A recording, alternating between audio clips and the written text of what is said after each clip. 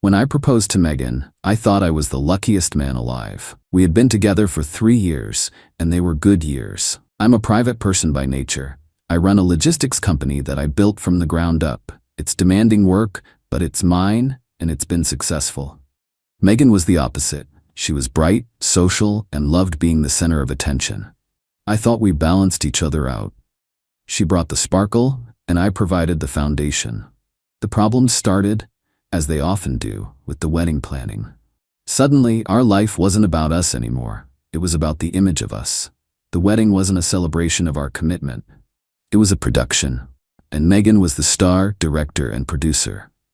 Her family, particularly her father, Richard, and her maid of honor, a woman named Olivia, were her eager supporting cast. They come from old money, the kind of people who have never had to worry about a bill in their lives.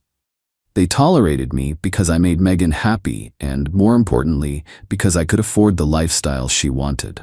I went along with it because I loved her. I paid the deposits on the venue, a ridiculously grand place called the Ashford Estate. I signed the checks for the caterer, the band, the florist. The budget ballooned, but every time I tried to suggest a more reasonable option, Megan would pout and say, "But this is my one special day. Don't you want it to be perfect?" Her father would just smile that smug smile of his and say, "Let the girl have what she wants, son. It's important to keep her happy." The message was clear. My role was to provide, not to participate. The breaking point came at our engagement party. It was a lavish affair at a downtown hotel, filled with her family and friends. My guest list was small, just my parents, my brother, and a few close friends. We were all standing together as Megan held court, laughing and showing off her ring. Richard, her father, raised his glass for a toast. "To my beautiful daughter," he said, beaming. "And to Liam, a man who is very, very lucky to have her." Everyone cheered. Then Olivia, the maid of honor, chimed in. "He sure is. Megan, are you getting nervous for the big day?" Megan took a sip of her champagne, looked over at me with a playful but cold glint in her eye, and said the words that would change the course of both our lives. "Nervous? Please. He'll be lucky if I even show up to the wedding." The room erupted in laughter. Her friends, her family, they all thought it was the funniest thing they had ever heard. It wasn't a joke, though. It was a statement of power. It was a public declaration of my status in her life. I was the disposable one, the one who should be grateful for her presence. My own family looked horrified. My mother's face fell. But I didn't get angry. I didn't cause a scene. As their laughter echoed around me, something inside me went perfectly still and silent. The hurt was there, but it was quickly replaced by a cold, hard clarity. This wasn't a partnership. This was a performance, and I was just a prop. So I did the only thing I could do. I smiled. I raised my glass, looked directly at her, and said, "To the bride, may she get everything she deserves." They all cheered again, completely oblivious to the double meaning. They thought I was playing along. They had no idea that I had just made a promise to myself. She would, indeed, get exactly what she deserved. The wedding she had been planning for a year was now a ghost. A new plan was already forming in my mind, a plan where her own words would become her reality. Update 1. The 2 months between the engagement party and the wedding were a masterclass in deception, and I was the star student. I played the part of the devoted, slightly clueless fiancé to perfection. I agreed to every extravagant demand, nodded along to every seating chart drama, and signed every check without question. Megan and her family mistook my compliance for weakness. They had no idea I was building a fortress while they were busy decorating a stage. My first move was a quiet audit of our wedding expenses. I sat down with all the contracts and invoices. As I suspected, nearly 80% of the non-refundable deposits had been paid from my personal bank account. The Ashford Estate, the 10-piece band, the celebrity photographer, all of it was tied to me. This was my primary leverage. The core of my plan was simple. Megan had joked that I would be lucky if she showed up. I was going to create a wedding where her attendance was entirely irrelevant. I was going to split the event in two, creating a phantom wedding for her and a real celebration for the people who actually mattered. I hired a second wedding planner, a discreet professional named Clara, and told her the entire story. She was initially shocked, but the strategic challenge intrigued her. Our first task was creating a second identity for the wedding. While Megan, her family, and her entire guest list continued to plan for the grand affair at the Ashford estate, Clara and I were securing a different venue for the same date. We chose a beautiful, understated vineyard about an hour away, a place with real class instead of just flashy grandeur. Next came the information war. We designed 2 sets of everything. The official wedding website, the one Megan checked daily, remained unchanged, detailing the lavish event at the Ashford. But we built a second, private website for the vineyard celebration. The guest list was the most critical part. I went through it line by line.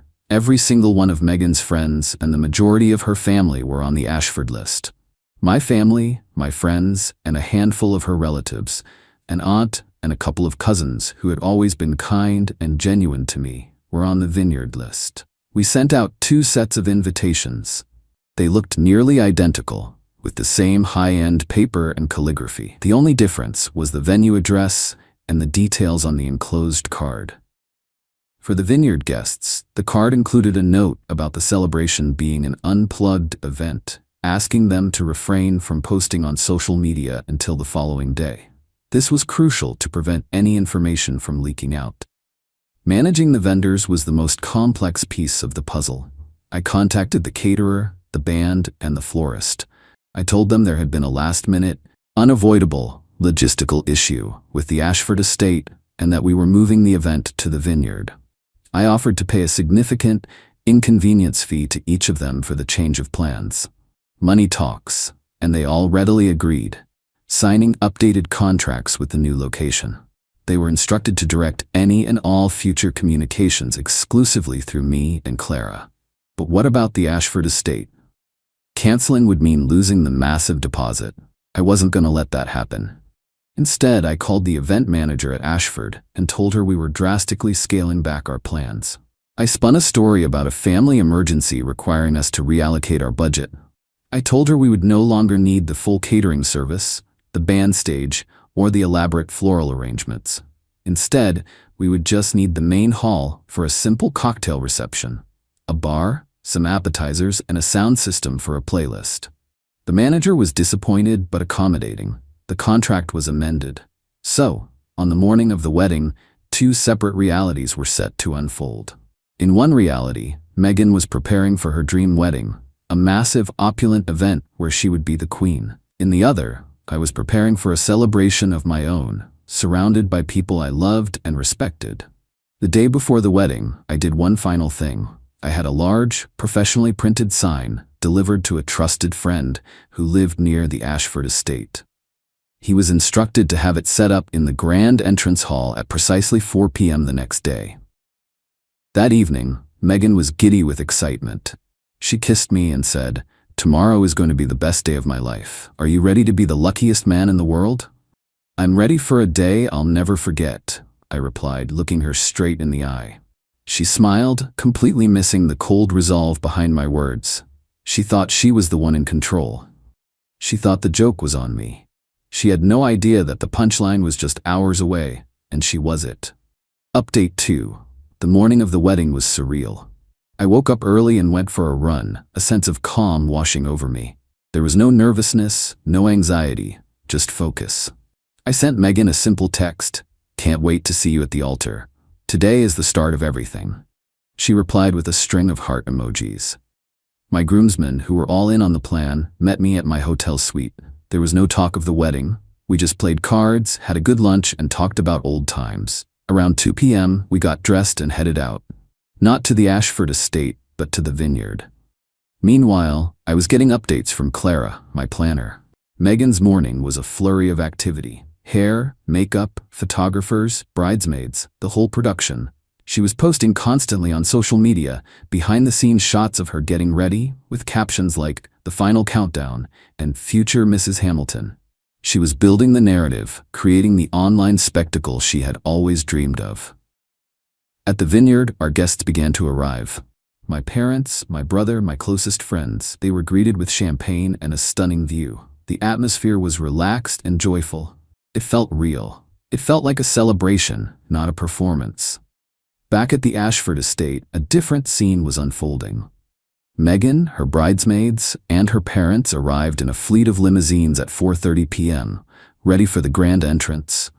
Her 200 guests were already starting to trickle into the grand hall. But instead of the opulent decor they were expecting, they found a sparsely decorated room. A single bar was set up at one end, and a few waiters were circulating with trays of simple appetizers. A playlist of generic pop music was playing softly through a pair of speakers.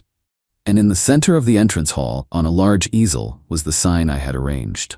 It was elegant, printed in the same script as our invitations. It read, "Welcome to Megan's wedding shower. It seems there has been a misunderstanding. Today is not a wedding.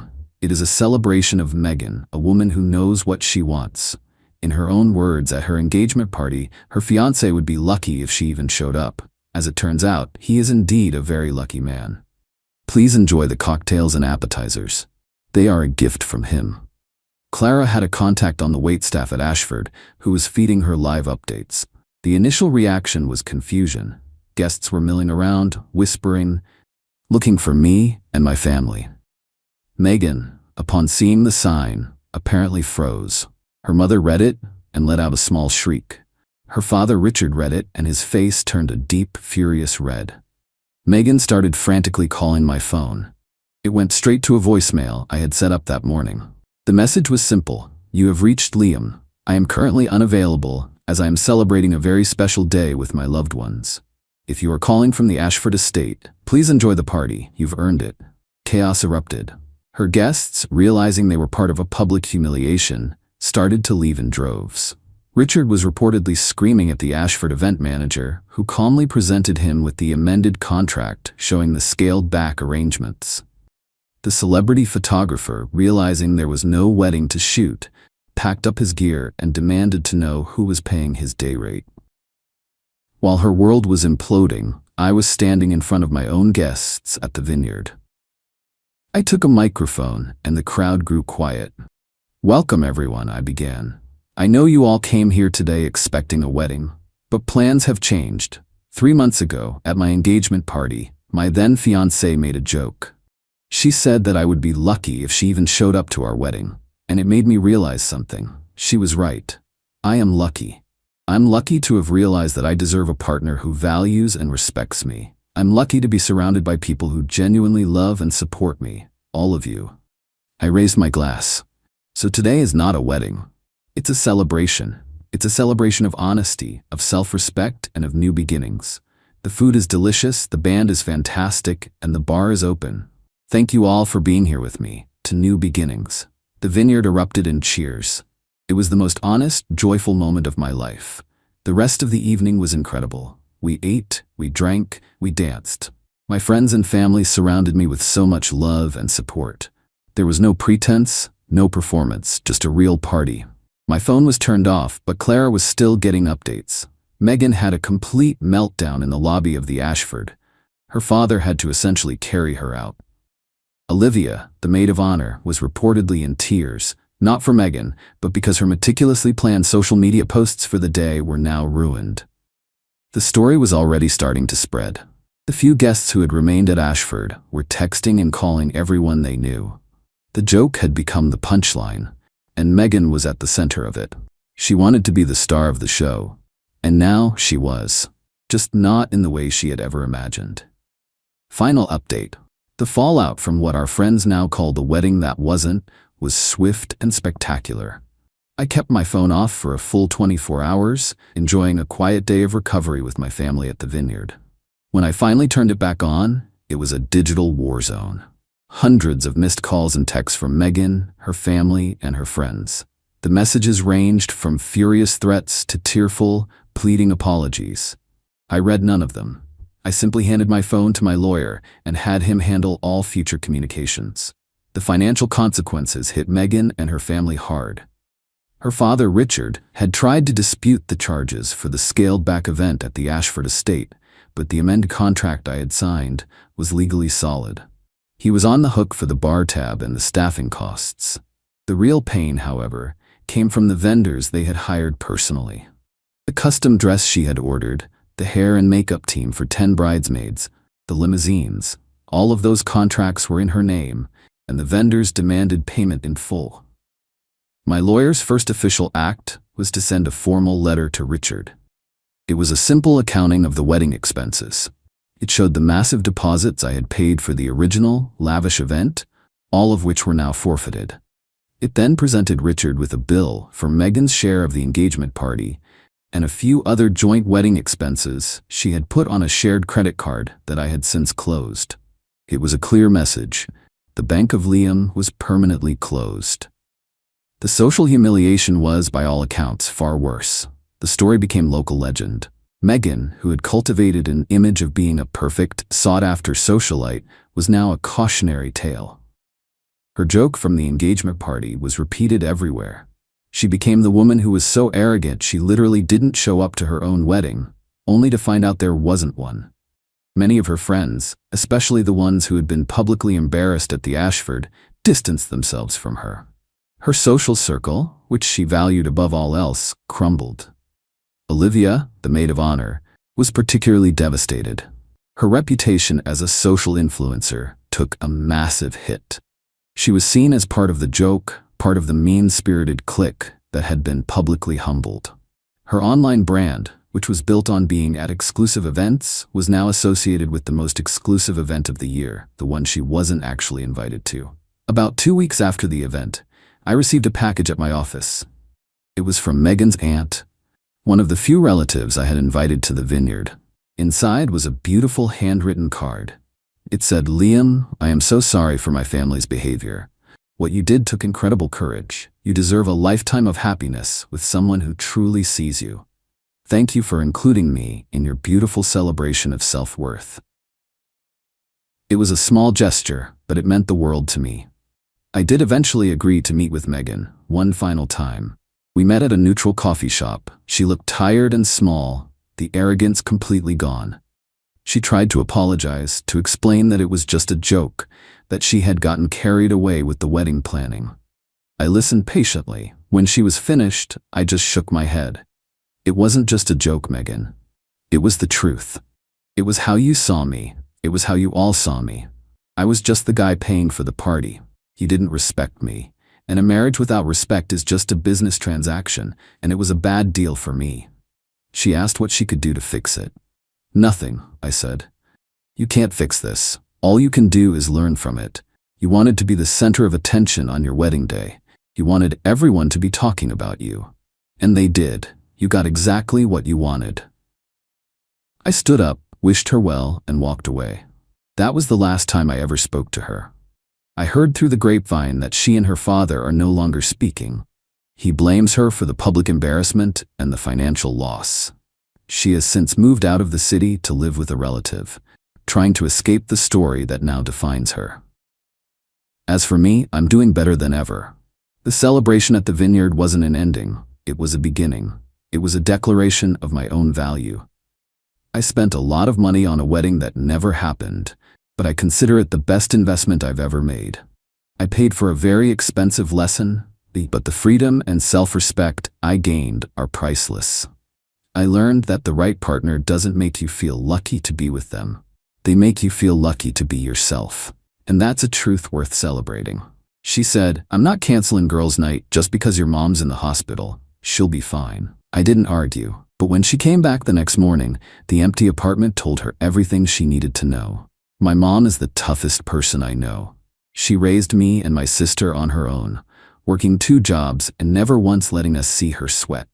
She taught me what loyalty and sacrifice look like. So when my phone rang on Thursday afternoon and I saw my sister's name, I felt that cold dread that only comes when you know something is wrong with a parent. My mom had fallen. She had hit her head. She was in the hospital. I left work in a daze, my mind a blur of worst-case scenarios. I called my girlfriend Maya on the way. We've been together for 2 years, living in my apartment for the last one. I thought we were serious. I thought we were building a life together. "Hey," I said, my voice shaky. "I'm on my way to the hospital. My mom fell. It might be serious." There was a pause on the other end of the line, filled not with concern, but with the sound of music and other people laughing. "Oh my God, seriously?" she said. Her tone was one of annoyance, not alarm. "Tonight? But it's girls' night. We have reservations." I couldn't believe what I was hearing. "Maya, did you hear me? My mom is in the hospital." "Yeah, I heard you," she snapped, her voice sharp with impatience. "But what do you want me to do about it? I'm not a doctor. I'm not canceling girls' night just because your mom's in the hospital. She'll be fine. She's always fine." The callousness of it hit me like a physical blow. My mom, the woman who had welcomed Maya into our family, was just an inconvenience, a scheduling conflict. I didn't argue. I didn't yell. Something in my brain just switched off. The part of me that loved her, that made excuses for her growing selfishness, just went dark. "You're right," I said, my voice suddenly calm and empty. "You go have fun." I hung up the phone and kept driving. I spent the next 8 hours in a cold, sterile waiting room while doctors ran tests. My sister and I just sat there, holding on to each other, terrified. Around midnight, the doctor finally came out. My mom had a concussion and a fractured wrist, but she was stable. The relief was so overwhelming it almost brought me to my knees. She would need to stay for a few days for observation. As I sat by her bedside, watching her sleep, my phone buzzed. It was a notification from social media. Maya had tagged herself in a series of photos. There she was with her friends, laughing, raising glasses of champagne at some fancy new bar.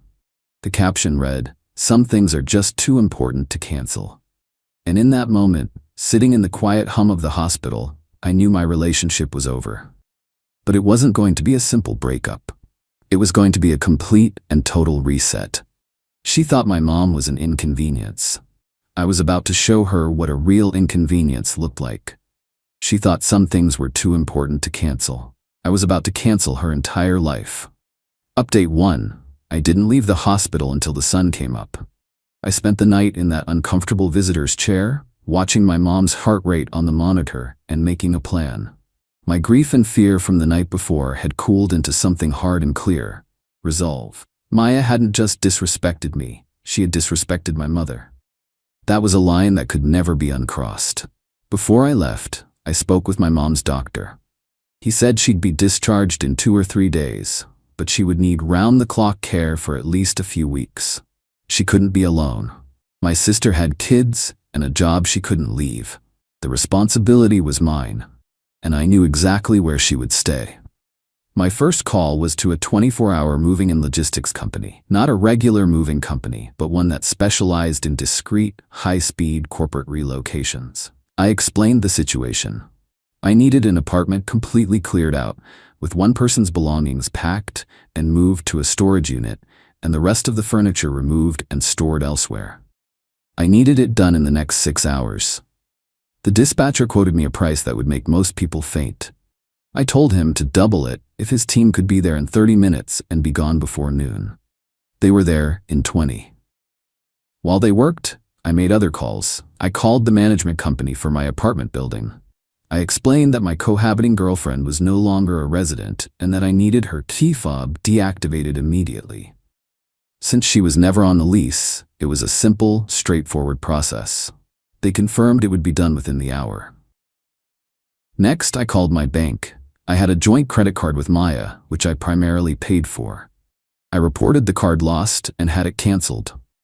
I then went through my own accounts, changing passwords and setting up alerts for any unusual activity. The moving team was incredible. They were a silent, efficient army. They swarmed the apartment, and in under 3 hours, every trace of Maya was gone. Her clothes, her makeup, her books, her collection of ridiculously expensive shoes, all of it was packed, labeled, and loaded onto a truck destined for a storage unit across town. Then, they cleared out all the furniture. The couch we bought together, the dining table, the bed, everything. By 11 a.m., the apartment was a hollow, echoing space. It was perfect. It was a blank slate. My next call was to a medical supply company. I ordered a hospital-grade adjustable bed, a walker, a shower chair, and everything else my mom would need for her recovery. I arranged for it to be delivered and set up that afternoon. Then I went shopping.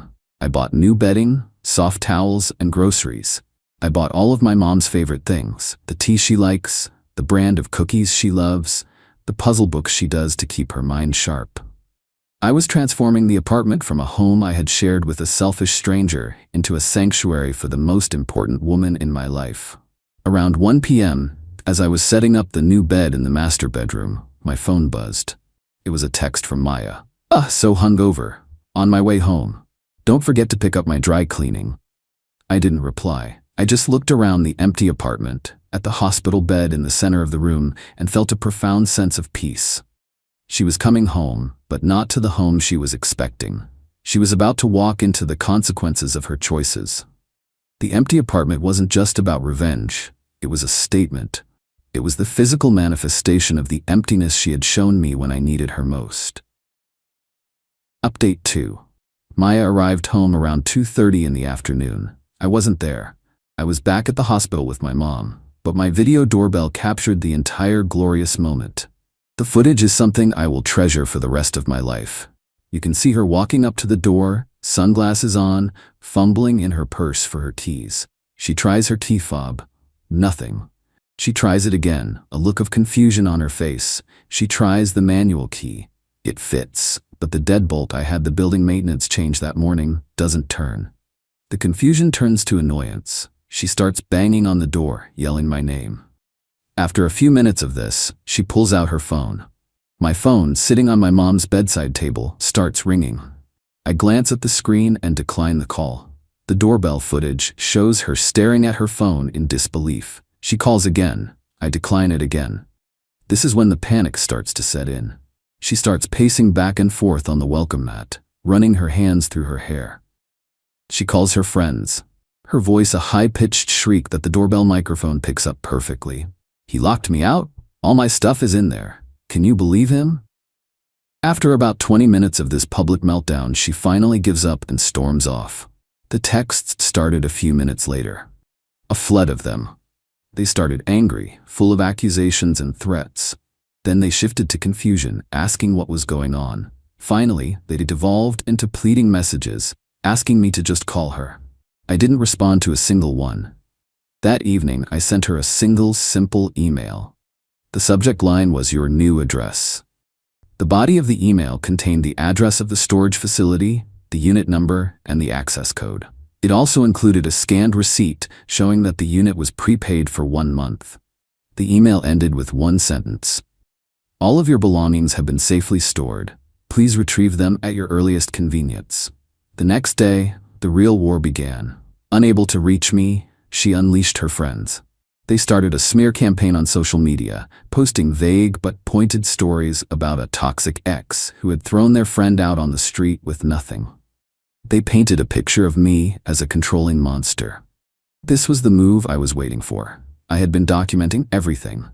I had the time-stamped social media posts of her girls' night. I had the text message she sent me the next morning about her hangover and her dry cleaning. I put it all together in a single, shareable folder. I didn't post it publicly. That wasn't my style. Instead, I sent it to a small, carefully selected group of our mutual friends, the reasonable ones, the people who had known me for years. The email I sent them was short and factual. "I know you're seeing a lot of things online right now. I just wanted you to have the full context of the situation. This is why I ended my relationship with Maya. My mother is recovering, and that is my only priority." The narrative flipped almost instantly. The story of Maya partying while my mom was in the hospital spread through our social circles like a shockwave. Her friends, who had been so quick to attack me, were suddenly faced with questions from people who had the real story. Their vague accusations looked pathetic in the face of cold, hard facts. 2 days later, I brought my mom home from the hospital. I settled her into the master bedroom, in her new hospital bed. The apartment was quiet and peaceful. It was a place of healing. That afternoon, as my mom was napping, I got a call from a number I didn't recognize. It was Maya's mother. She started the conversation by yelling, accusing me of being cruel and heartless. I let her go on for a few minutes. When she finally paused to take a breath, I spoke, my voice calm and steady. "Ma'am," I said, "your daughter chose to go out for champagne with her friends while my mother was in the hospital with a brain injury. She told me, and I quote, 'She'll be fine.' Then she came home the next day and asked me to pick up her dry cleaning. I have moved her things into a secure storage unit, I have given her the address. I have done nothing illegal or cruel. I have simply removed a person from my life who showed me, in a moment of crisis, that she has no heart. My mother is now recovering in my home. She is my only concern. Do not call me again." I hung up the phone. The silence that followed was the sound of a chapter of my life closing for good. Final update. The weeks that followed were a strange mix of quiet healing and distant, pathetic chaos. My life revolved around my mom's recovery. I took time off work to be with her. We fell into a comfortable routine of doctor's appointments, physical therapy, and long afternoons spent doing puzzles and watching old movies. Having her in my home, in that space that had once been filled with so much tension and superficiality, was a gift. We talked more than we had in years. She told me stories about her childhood, about raising me and my sister. I saw her not just as my mom, but as a woman of incredible strength and resilience. The apartment was filled with her quiet laughter, and it felt more like a home than it ever had with Maya. Meanwhile, Maya's world was unraveling. The social media smear campaign had backfired spectacularly. Once the real story got out, she became a social pariah. Her friends, the same ones who had encouraged her selfishness, quickly abandoned her. Their world is built on image and perception. And being associated with someone who partied while her boyfriend's mom was in the hospital was bad for their brand. She was forced to move back in with her parents. Her lifestyle consultant business, which was entirely funded by me and existed only on social media, evaporated overnight. She had no income, no apartment, and a rapidly shrinking circle of friends. She tried to fight back, of course. I received a long, threatening letter from a lawyer she had hired. It was full of baseless accusations and demanded financial compensation for her unlawful eviction and emotional distress. I simply passed it on to my own lawyer. He sent back a one-page response that was a legal work of art. It included a copy of my lease agreement showing she was not a tenant, a detailed invoice for the thousands of dollars of personal expenses she had charged to my credit card, and a gentle reminder that slander and defamation were serious offenses with significant legal penalties. We never heard from her lawyer again. The final, and in many ways, saddest chapter of this story came about a month ago. My mom was doing much better. She was out of the hospital bed and was able to get around with a walker. We were having lunch at a small cafe near her physical therapist's office. As we were leaving, I saw Maya. She was coming out of a store across the street. She looked different. The confident, arrogant woman I had known was gone. She looked tired and lost. Our eyes met for a brief second across the street. I saw a flash of something in her face, shame, regret, maybe even a flicker of the person she used to be. I just gave her a small, neutral nod and then turned my attention back to my mom, helping her carefully into the car. I didn't feel anger. I didn't feel satisfaction. I just felt a quiet sense of pity. She had made her choice. She had prioritized a night of cheap fun over a moment of human decency, and she was living with the consequences. My mom is almost fully recovered now. She's moving into a new apartment in a senior living community just a few blocks from me next month. She's excited to have her own space again, but I'm going to miss having her here. The experience, as awful as it was, brought us closer than ever. I learned something profound through all of this. Sometimes, the most powerful thing you can do is to simply remove yourself. You don't have to scream, you don't have to fight. You just have to decide that your life, your peace, and the well-being of the people you truly love are more important than the drama and selfishness of those who don't. She thought my mom's health was an inconvenience. In the end, the only thing that got canceled was her. And my life is so much better for it.